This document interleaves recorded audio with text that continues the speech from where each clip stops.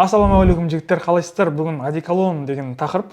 Көп жігіттер өткенде алдыңғы видеоның астына қалдырыпты. Одеколон туралы, духи туралы шығаршы деп. Міне, мынау одеколон. Мен үшін одеколон, духи, парфюм, туалетный вода бәрі бір нәрсе болып есептелетінше, мынаның бәрі маған бір сөйтсем, бұның бәрі бөлек нәрсе екен. Духи деген ол бөлек, одеколон деген бөлек, парфюм деген бөлек, туалетный вода деген ол вообще бөлек нәрсе екен. Түрі бәрі бірдей болғанымен, негізі бөлек нәрсе екен. Қыздарға қандай одеколон иістер ұнайды, одеколонды қайда себу керек, қай жерге себу керек, қанша себу керек, қыста қандай, жазда қандай деген мәселенің бәрін бүгін айтатын боламын. Сондықтан видеоның соңына дейін қара, лайк бас, комментарий қалдыр, досыңа жібер. Енді байқаған шығарсың, кейде метроға кіресің, автобусқа кіресің, таксиге кіресің, бір жерде отыратын болсаң, бір жабық жерде отырсаң, бір жігіттер бұрқыратып бір арзан иістерді себу болады, немесе ана мұсылманский мисктердің иістерін арзан себу болады да, сонымен ана жерден шыққанша асығасың, басың ауырады, жүрегің қайнайды.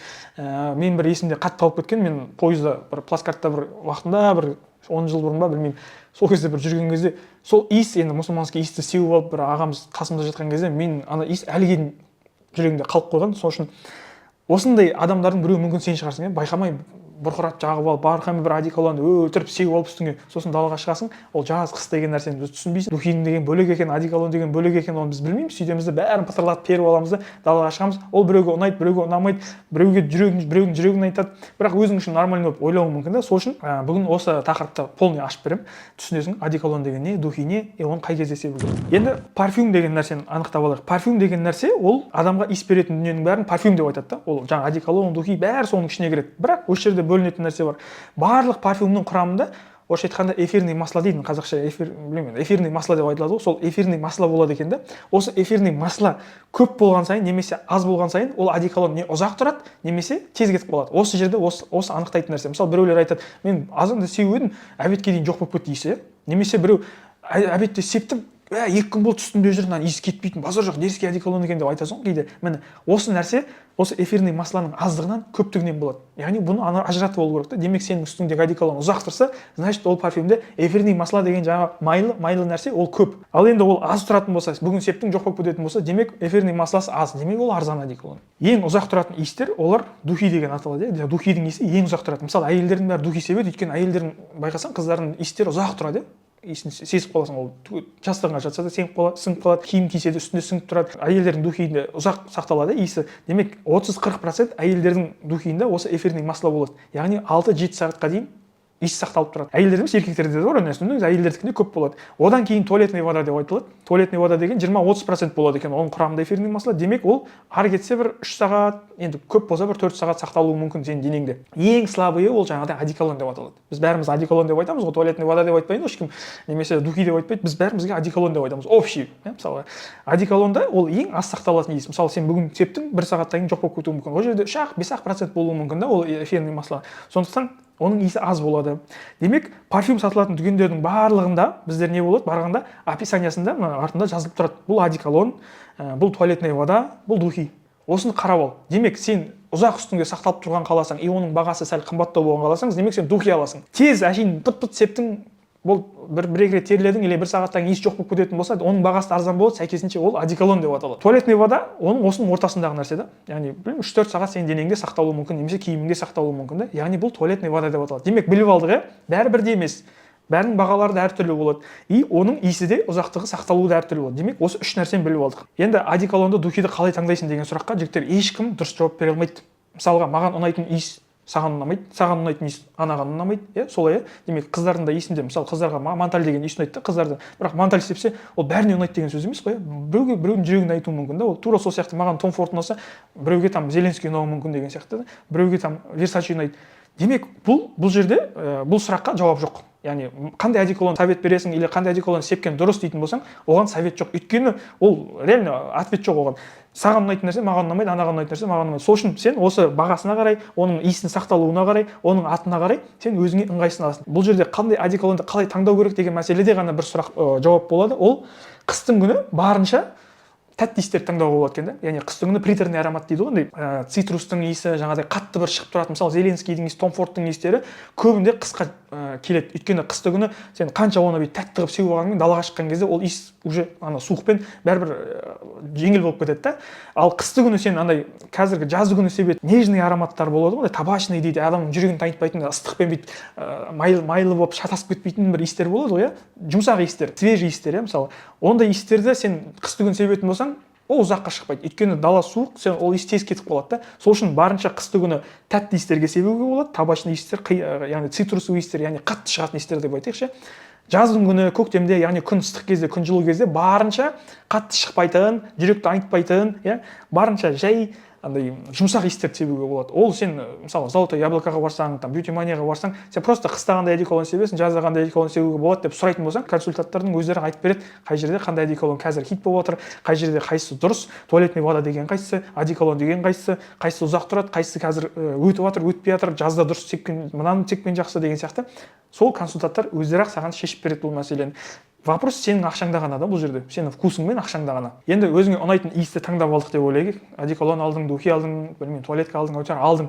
Енді бұны қай жерде сақтау керек деген мәселе бар. Жігіттер, оны сумкамызға салып жүріп жазды күні алып жүретін болсақ, оның иісі бұзылады екен, құрам бұзылады. Яғни ыстықта ол бұзылады. Холодильникке сақтап қоятын болсаң, тағы да бұзылады ол. Яғни салқын жерде тұратын болса, ол болмайды. Яғни орталық температура. Сосын бізде көбінде осы одеколон духиіміздің бәрін не істейміз, біз ваннаға қойып қоямыз көбінде, Өйткені жуынасың, сол жерде көбісі сеуіп жатады. Өйткені ванна тоже сақтайтын жер емес екен. Өйткені ол жерде ыстық су болады, суық болады. Яғни температура ауысып тұратын жер болғаннан кейін ваннада да сақтанбаған дұрыс. Барынша оны үйден шығатын жерде немесе шифонердің ішінде деген сияқты, яғни күн түспейтін, қатты ысымайтын, қатты бір салқын емес, ортаңғы температурада сақтап тұру керек. Енді қара жігіттер, таңдап алған любой сенің духиің, парфюмнің аромат, яғни сенің парфюмнің иісі үш нотаға бөлінеді екен. Бұны да түсініп алу керек жігіттер. Бұл да маңызды ақпарат. Мысалы сен золотое яблокоға бардың да өзіңе керек духиді алдың, сөйттің да оны не істейсің, сен сеуіп көресің ғой, неге? Қағазға, бірінші иісін сезу. Консультант саған сол істейді да, иісін сездіреді сразу. Бұл алдамшы иіс, жігіттер. Деп иіскедің ғой бірінші, немесе одеколонның басын аштың да иіскеп көрдің, бұл алдамшы иіс. Бұл оның шынайы иісі емес екен. Бұны аласың, пішті себесің, немесе қолыңа себесің, немесе киіңе себесің да 5 минут жүресің. 5 минут жүріп көресің. 5 минуттан кейін барып ананың шынайы иісі шыға бастайды. Яғни бұл бірінші нота. Демек, любой одеколонды, парфюмді тексерудің мақсатында, тексеріп көру үшін, яғни оның шынайы иісі сенің денеңде, киіміңде қалай тұратынын тексеру үшін піштеп сеу қойып, осы екен ғой демейсің, немесе ашып демейсің. Сен піштеп себесің да 5 минут жүресің ана ішінде. Қағазыңды бүйтіп 5 минут жүр, немесе қолыңа сеп та 5 минут кішкене айналып кел, басқаны көріп кел. Сосын барып иіскесең, ананың шын иісі шыға бастайды. Міне осы бірінші нота деп аталады. Яғни пыш деп секпеген кездегі бұл алдамшы иіс. Яғни бірінші нотаға сеніп қалма, аштың да, мына иіс күшті екен ғой деме. Сеп, одан кейін барып тексер, 5 минуттан кейін барып көресің. Вот сол кезде саған ұнай ма бұл иіс? Сенің жүрегіңді айнытпай ма? Реально саған келе ма? Сол кезде барып біле бастайсың. Екінші нота 10 минуттан кейін шығады дейді. Яғни сердце деп айтады. 10 минуттан кейін тұратын иіс, бұл тоже алдамшы иіс. Мысалы, пішті 5 минуттан кейін септің, иіскедің, әдемі екен, нормальный екен, бірақ 10 минут жүрсең, ол уже басқа иіске айналады екен. Оны тексеріп көру керек жігіттер. Шынымен де болады осылай. 10 минуттан кейін бұл басқа иіс. 10 минуттан кейінгі иіс үшінші нота деп аталады. Вот осы иіс, бұл шынайы иіс, осы до конца сенің денеңде тұратын иіс, осы үшінші иіс болып саналады. Яғни 10 минуттан кейін шығатын иіс. Сондықтан парфюм алатын кезде алданып қалма. Піштеп сеп, мына иісті ал, ұнады, болды, алам. Немесе мискті септің, мына болды, миск осы екенді. Жоқ. Мискті септің ба, барда намаз оқып кел, 10 минут, 20 минут, сосын барып кел. Міне нағыз иіс шығып тұр. Маған ұнайды, алам. Демек, сәл күту керек та бұл процесті. Яғни саған енді приятно ғой, сенің үстіңнен әдемі иіс шығып тұрса, ол иіс өзіңе ұнап тұрса, сол үшін асығыстықпен барып деп себе салып, мына күшті екен деп аласың ма. Егер оны бір ағаң үйіңде көкең біреу сеуіп жүрген болса, күн сайын, сен оның иісін сезесің, мына уже тема иіс, маған ұнайды, онда барып смело ала берсең болады. Бірақ таныс емес жерге барып, ана консультант айтты деген, консультант піштеп септі бере салды, болды, осы иіс екен деп ала салып, ертең үстіңе секпеннен кейін мына иіс жолы басқаша ғой деп жүрме. Ондай болып қалуы мүмкін. Сол үшін піштеп септім да 10 минуттан кейін айналып келіп қарып, болды, мынаны алам десек, онда әңгіме жоқ. Ендігі мәселе жігіттердің көп қателесетін жері, парфюмді алып алдық, оны дұрыс жерге сақтап қойдық, оның қалай себу керек екенін шынайы иісін анықтап білдік. Ендігі мәселе оны қай жерге себеміз, осы жерде жігіттердің қадалады, келеді да, басына себеді, арқасына себеді, мойнына себеді, ішіне себеді, түрсүйін ішіне себеді. Қуат жігіттер. Себу керек жерлер бар, себуге болмайтын жерлер бар, бесполезный жерлер бар да, мысалға айтқанда. Пайдасы жоқ. И дұрыс себуге керек жерлер бар. Жігіттің ең бірінші парфюмі, яғни ең бірінші иіс шығып тұратын жері ол денесі дейді, тазалығы. Бірінші очередь сенің денең таза болмаса, сен душқа түсіп, күнделікті гигиенаны ұстайтын болмасаң, сен қанша жерден парфюм сеп, пайдасы жоқ. Ладно, сен денеңді таза ұстамадың, или сен денеңді таза ұстадың дейік, бірақ киімің таза болмаса, яғни киімің не свежий болатын болса, күннің астына шығып кеткен киім, немесе 3-4 күн болды киіп жүрген киім болатын болса, оның үстіне қанша парфюм сепсең де пайдасы жоқ. Ол бәрібір сенің иісің шығып кетеді. Ана парфюмнің иісін жоқ қылып жібереді. сол үшін жігіттер ең бірінші тазалық ол сенің денеңнің физикалық тазалығы, кәдімгі душқа түсіп таза болып жуынып алуың, иә, бірінші. Екінші киімнің тазалығы. Міндетті түрде киім таза болатын болса, саған особо парфюмнің де керегі жоқ қой негізі. Сенің киімің таза, өзің денең таза болып тұратын болса, иә. И осы тазалықтың үстіне духи себетін болсаң, парфюм себетін болсаң, енді парфюмді қайда себеміз деген кезде бірінші міне қолға себуге болады, иә, барлық жерде көрсетеді, мысалы қолына себеді, бүйтіп істеп жатады қыздар, иә, мысалға, не. Ол дұрыс нәрсе екен негізі. Қолдан шығу керек, өйткені қолмен амандасасың, қолмен бүйтіп біреуді құшақтауың мүмкін, қолмен біреудің бетін ұстауың мүмкін, қызыңмен жүргенде, балаңмен жүргенде, яғни сенің қолыңнан бүйтіп амандасқанның өзінде әдемі бір иіс қалып қалғанның өзі сен туралы жағымды ой қалыптастырады адамдарда. Сол үшін қолға себу. Қолға деген мына алақанға себу емес, мына жерге себу, иә. Өйткені осы жерде пульсация бар, бізде мына жерде пульс бар ғой, осы жерде иіс шығарады. Екінші пульсация бар қай жер? Біздің тамағымыз, иә, мына жер. Не үшін мына жерге жағып жатады? Өйткені осы жерде пульс. Мысалы, адам өліп жатса, талып жатса, бірінші мына жағының пульсін тексереді, немесе мойнын ұстайды. Демек, мына пульс ұрып тұратын жерде иіс шығады деген сөз екен да. Демек, біздің мына жерге не үшін себіп жатады? Осы пульс. Яғни мына мынау және мына жерде пульсация болады екен бізде. Яғни қолтықтың асты. Қолтықтың жанында деп айтайықшы, осы жер.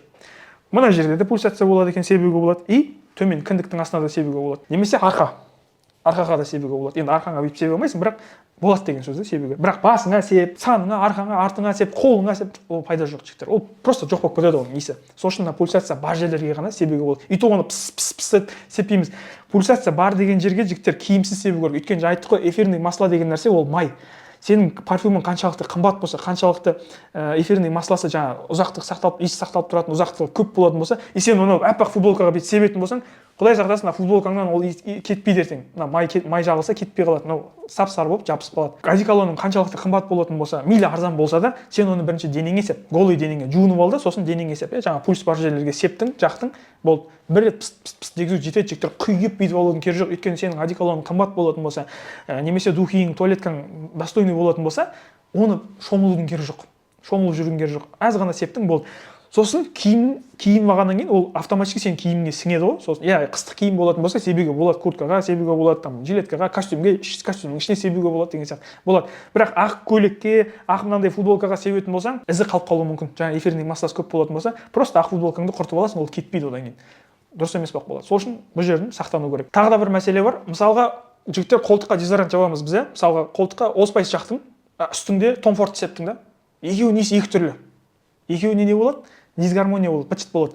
Мынаның иісі өзінше шығып жатыр, қолтығының иісі, сенің үстіңнен еще Том Фордтың иісі шығып жатыр. Екеуі не болады? Быт болады. Сол үшін мүмкін болатын болса, қолтыққа жағатын кезде, мүмкін болатын болса, енді мен реклама жасап отқан жоқпын, бірақ тұз бар ғой, кәдімгі тұз бар ғой, солевой нелер, дезодоранттар, соны қолданған жақсы. Оның иісі жоқ, ол ертең иіс қалдырмайды із қалдырмайды сенің киіміңде. Оның иісі болмайды да артық. Оны 2 рет 3 рет қолдана беруге де болады. Сондықтан менің реклама жасайтын нәрсем NL-ден аламын мысалға. Мұсылманский магазиндерде де бар, ондай алатын болсаң, NL-ден аламайын десең, мұсылманский магазиндерде де бар. Соны жақсаң да болады. Сол ең дұрыс вариант. Өйткені ол иіс шығармайды, бірақ сен одан кейін одеколон себетін болсаң, сенде тек қана одеколонның иісі ғана шығатын болады. Ал бірақ сен қолтығыңа там білмеймін, Allspice себіп алдың, или болмаса там басқа бір бренд себіп алдың да, үстіңнен басқа бір одеколонның иісі шығатын болса, екеуінің иісі быт болады. Ондай да нәрсе бар. Сол үшін осыны да ескеру керек. Қыздарға ұнайтын, қыздар опрос жасаған кезде осы брендтер ұнайды, осы одеколондар жігіттердің үстінен көргіміз келеді, сезгіміз келеді деген сияқты таңдаулы одеколондар бар.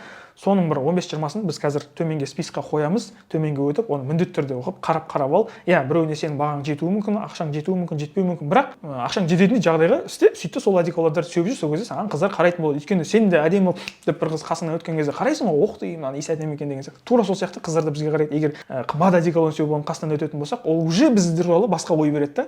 Өйткені оқ деймін, мына жігіт егер мынандай қымбат одеколонды себе алса, осындай иісті таңдай алса, осындай одеколонды сатып алатындай ақшасы болса, значит, бұл непростой пацан.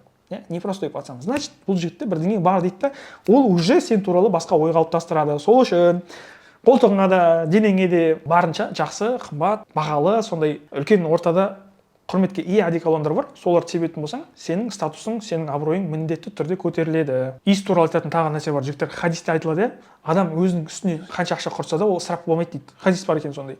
Яғни адам өзінің үстінен жақсы иіс шығып тұру үшін үстіне қанша ақша құртса да, ол ысырапқа саналмайды екен. Сол үшін одеколонға кеткен ақша ол ысырапқа саналмайды. Ойбай, 100 мың одеколон алыпсың ғой, 50 мың одеколон алыпсың ғой деп айтуға болмайды. Өйткені ол сенің статусың, ол сенің нең абыройың. Пайғамбар саллаллаху алейхи ва саллям үнемі таза жүрген және үнемі миск сеуіп әдемі болып жүрген де. Сол үшін ол сен туралы жақсы ой қалыптастырады. Сенің үстіңнен жаман иіс шығып тұратын болса, сенің қасында ешкім тұрғысы келмейді, бірақ жақсы иіс шығарып тұру ол да бір мұсылманшылықтың белгісі екен. Сол үшін бұл нәрсені дұрыс түсінейік. Сосын қорыта айтқан кезде бірінші дұрыс иісті таңдап үйрен. Ол бірнеше болатын болса, вообще жақсы болады, яғни бірнеше иіс болатын болса, екінші, оны дұрыс жерде сақта. Сол жерде сақталмаса ертең иісі бұзылады. Үшінші, иістерді араластырмай, қолтаңбай немен жаңағы иістер араласып кетпесін, комплексна болсын бәрібірге. Төртінші, оны дұрыс жерге себуді үйрен, яғни біл қай жерге себу керек, қанша себу керек екенін дұрыс мөлшерде. Бесіншісі, каналға тіркел, лайк бас, комментарий қалдыр, видео пайдалы болса досыңа жібер, және біздің қазақша контентті қолдап кет.